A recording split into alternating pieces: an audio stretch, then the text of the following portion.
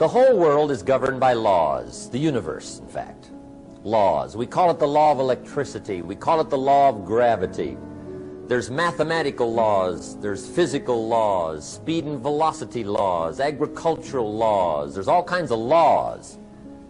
Now that we find ourselves on the spinning planet, you just have to learn what I call the setup. Learn the setup. Life's setup. Now, we didn't set it up, but we're here, so you got to learn it. And we should learn the setup for two basic reasons. Number one, to keep from getting hurt. It's one of the major reasons for learning, so you won't get hurt. See, economically, socially, personally, you can get hurt just not knowing. Ignorance is not bliss. Ignorance is poverty. Ignorance is tragedy. You got to know, or you're going to get hurt. It's good to know not to walk out the 10th-story window. That's excellent information. Now, what if a guy didn't know and he walks out? Now he's dead at the bottom. Somebody says, well, the poor guy didn't know. You got to know, or you're going to get hurt. Okay. Now, here's a parenthesis. You don't have to like the setup. I don't ask you to like how it is. That's not what's important. But it is important to learn how it is. Okay, so you don't have to like it, but you should learn it. That's what I tell the kids, right? Make sure you get the information. What you think about it, that's up to you. What you're going to do with it, that'll soon be up to you. But make sure you get it. See, there's nothing worse than being stupid. Nothing. I mean, being broke is bad. But being stupid is awful. And what's really bad is being broke and stupid, right? That's about the end of the world. I mean, there isn't anything much worse than that. Unless you're sick. Sick, broken, stupid. I mean, that is it, right? There's nowhere else to go. So make sure you get the information. It's key. You don't have to like it, but learn it. If this big monstrous thing lifts up in the sky, hangs there for a little while, cuts loose, comes crashing down, boom, shakes the ground for 5 miles. And then this big monstrous thing lifts back up in the sky, hangs there for a little while, cuts loose again, comes crashing down, boom, shakes the ground for 5 miles. It just keeps doing it, this big monstrous thing, lifting up and then crashing down, boom. Now, you might come along one day and say, that's got to be a stupid arrangement. Which is okay. You're entitled to your opinion. But the first thing you should learn to do is get out from under it, right? That's number one. You might have a great moral argument. You might want to shake your finger at the sky, but do it from over there, right? So you don't get smashed. It's called your basic smart. So number one, learn so you won't get hurt. Whether you like it or not, learn. Now here's the second reason for learning. The setup, to benefit. It's called the plus of life. And that's what life is, right? Both minus and plus.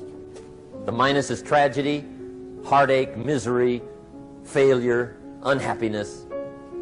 But life is also happiness, prosperity, good feelings.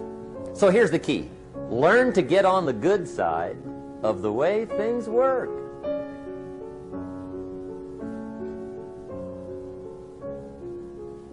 Now, here's two of the basic laws, and we'll take our break. Shof taught me these. They come from the Bible. Now, again, I'm an amateur, okay? When it comes to the Bible, I'm not a pro. So you'll sort of have to take my way of putting it. But here they are. The first one is the law of use. The law of use. And it goes something like this. Whatever you don't use, you lose. Lack of use causes loss.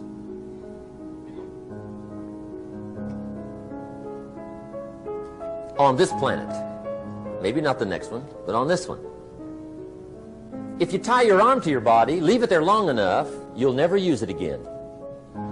It's over for the arm. Now, it may not be over, but it's over for the arm. The only way to keep the use of this arm is what? Keep using it. If you quit, you lose automatically. They don't bring it up for a vote. You lose automatically when you quit. Now, the same thing that goes for your arm goes for your brain, mentality. The same thing goes for all the human virtues. Ambition, unused, declines. Strong feelings, unused, diminish. It doesn't grow, it diminishes. Faith, unused, decreases. It's a law. Vitality, unused, diminishes. Energy, unused, decreases. The guy says, well, I'm going to save up my energy. You can't do that. That's like trying to save today, put it on the end of the year. See, you can't do that. They'll come take you away. If you don't use today, what? It's lost. The guy says, well, I'll work twice as hard tomorrow to make up for it. See, that's foolish. You could have done that anyway. Today unused is lost. A talent unused is lost. An ability unused is lost. So here's one of the key expressions of the evening. Take a new inventory of yourself. Starting tomorrow, new project. Take a new inventory. And make sure that all of your talent and ability and mentality and ingenuity and vitality and strong feelings, faith, courage, make sure that all you've got's being used. Otherwise, you lose. Now, one of the best illustrations of the law of use is a Bible story called the Parable of the Talents. The talent story. Interesting story if you haven't read it in a while. Just review it. It's a good story. An ancient story. It says there was a master with 3 servants. He got them together one day and he said to the 3, I've got these talents. And in those ancient days, a talent was a measure of gold. And he said to the 3 servants, take these talents and see what you can do with them while I'm gone. He said, I'm taking a journey and I'll be gone for a while. When I come back, we'll get together, go over the book, see how you did. He said, here's 5 of these talents for you. 5. Here's 2 of them for you. 2. And here's 1 for you. 1. The master said, take those talents, see what you can do with them. When I come back, we'll get together, we'll go over it all. The servant said, okay. Master takes off. According to the ancient story, the master comes back from his trip. When he gets back, he gets the 3 servants together, and as he said he would, he asks, how did it go with those talents? You were 5. What happened? That servant said, well, I took the 5 talents you gave me, and I put them to work. A little shaky at first, but he said things finally got rolling, and he said, I poured it on. And he said, my talents grew to 7, 8, 9, 10. He said, I doubled my talents from 5 to 10. Books will show. Master said, one heck of a job. Or something like that. He said, I gave you 2 talents. What happened? That servant said about the same thing happened to me. I put those 2 talents to work, poured it on. They grew to 3 and then to 4. He said, I doubled my talents from 2 to 4. Books will show. Master said, well done. He said, I gave you 1 talent. What happened? That servant said, well, I took the talents you gave me, and I carefully wrapped it, and I dug a hole and buried it. And camouflaged it, I suppose, right, so nobody would steal it. And he said, fortunately, nobody got it. And he said, I knew you were going to be here today, so I dug it up. Here it is, safely wrapped. I did not lose it while you were gone.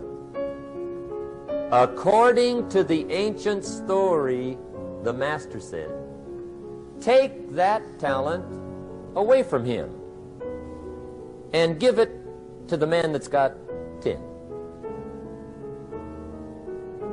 Now you might say, well, I don't like that arrangement. The poor guy's only got 1 talent. He's already got 10. It ought to be more even. Remember, I didn't ask you to like it. But this one I would ask you to learn, because it simply means whatever you do not employ, you forfeit. It's a law. So learn well the law of use. Now here's the second one, and we're going to take our break. Second law. from the Bible. This one we've heard since we were small, I'm sure. It's called the law of sowing and reaping. In fact, we probably heard it so often we could quote it. It says, whatever you sow, what? You shall reap. Fairly blunt, hopefully clear. Here's my first suggestion on the law of sowing and reaping. Don't try to beat it. You might as well try sitting on the sun in the morning. Keep it from coming up. You'll have better luck. Whatever you sow, you reap. Now, for a fair share of my life, I'm a bit mixed up on how all this applies. Among a lot of things I was mixed up on. I knew I wasn't reaping too good. That I understood. My problem was I was confused about what was causing it. Remember me with the funny list? I thought those are the reasons why it isn't working out well. And then Mr. Schoaf gave me the clue that helped me figure it all out. He said, Mr. Rohn, I have another answer for you. There's another way to quote this law that'll show you where the problem is so you can go to work on it right away. All you need to know is where the problem is, then you can go to work on it. So he quoted me the law another way, and I found out what my problem was. Here's the way you quote the law. Whatever you reap is what you've sown. Now I knew what my problem was. Whatever you reap is what you've sown. If you don't like the crop, who do you look up? Answer, whoever planted it. And where do you find who planted your crop? Answer, in the mirror. What I finally learned to do come fall was to go to the mirror. That's where you go. And if necessary, you say, a few skinny carrots? I got to be unimpressed. Where were you last spring? Asleep? Didn't you read the books? Did you break your hoe? Let me give you 7 key points to the law of sowing and reaping. Let's tick right down through the list of 7, and it'll be break time. 7 points to sowing and reaping. Here's part of the philosophy that really helped me to make some changes in life direction. Number 1, the law of sowing and reaping is negative. That's number 1, which simply means if you sow bad, you reap bad. Now this is kind of 3rd grade, but it doesn't hurt to go over the basics. If you plant thistle seeds, you don't get pumpkins. Honest, no use looking for pumpkins. John says, how come no pumpkins? Come on, John. The law's negative. That's how come. Now here's number 2. The law's positive. Which simply means if you sow good, you reap good. If you plant pumpkin seeds, you don't get thistles. Not from pumpkin seeds. Mother Nature won't pull tricks on you over in the corner snickering and pushing new thistles and you planting pumpkin seeds. She won't do that. You will get pumpkins from pumpkin seeds, and the reason is because the law is positive. Now here's number 3. I got excited when I found out the full dimension of this. See, you do not reap what you sow, but rather you always reap much more than what you sow. So the 3rd key word is more. You don't get back what you put out. You get back much more than what you put out. And it works both positive and negative.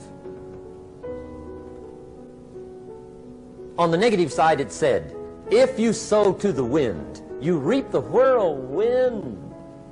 So you've got to get ready for that, or you will be naive. The valuable commodity I know of is information.